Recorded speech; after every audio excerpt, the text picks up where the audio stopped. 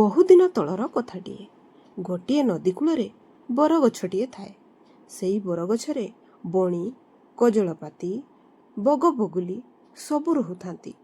ସକାଳ ହେଲେ ଆହାର ପାଇଁ ବାହାରକୁ ଯାଆନ୍ତି। ସେତିକିବେଳେ ଗଛ ମୂଳରେ ଗାତ କରି ରହୁଥିବା ସାପ ଆସି ସେମାନଙ୍କ ଛୁଆକୁ ଖାଇଯାଏ। ସାପ ଛୁଆମାନଙ୍କୁ ଖାଇବା ଦ୍ୱାରା ପକ୍ଷୀମାନଙ୍କର ଦୁଃଖ ବଢ଼ିଗଲା।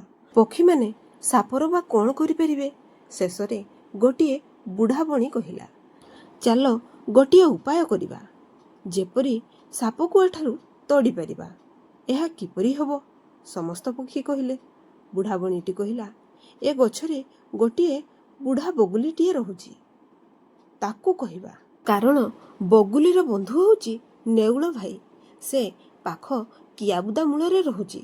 ସେ ଚାହିଁଲେ ନେଉଳ ଦ୍ୱାରା ସାପକୁ ତଡ଼ିଦେବ।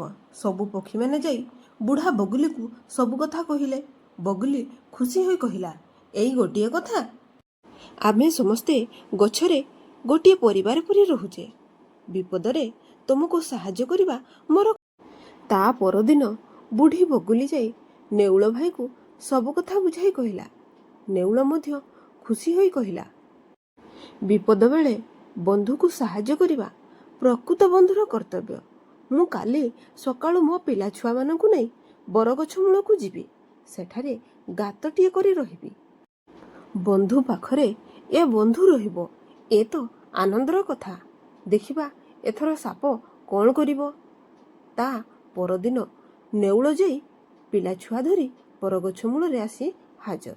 ସବୁ ପକ୍ଷୀମାନେ ନେଉଳ ଭାଇକୁ ଦେଖି ଖୁସି ହୋଇଗଲେ। ସାପର ନେଉଳ ହେଉଛି ବଡ଼ ଶତ୍ରୁ, ଏକଥା ସମସ୍ତଙ୍କୁ ଜଣା। ନେଉଳ ଗଛ ମୂଳରେ ଗାତ କରି ରହିଲା। ବଗବଗୁଲି ନଈରୁ ମାଛ ଧରି ଖାଆନ୍ତି, ଆଉ ନେଉଳ ପାଇଁ କିଛି ଆଣନ୍ତି। ନେଉଳ ବନ୍ଧୁ ଗଛ ମୂଳରେ ଭଲରେ ରହିଲା। ଏଣେ ସାପ ନେଉଳକୁ ଦେଖି ଗାତରୁ ଡରରେ ବାହାରକୁ ବାହାରିଲା ନାହିଁ।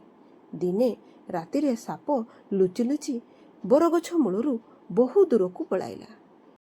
ଏଥର ପକ୍ଷୀମାନଙ୍କର ଆନନ୍ଦ କହିଲେ ନ ସରେ।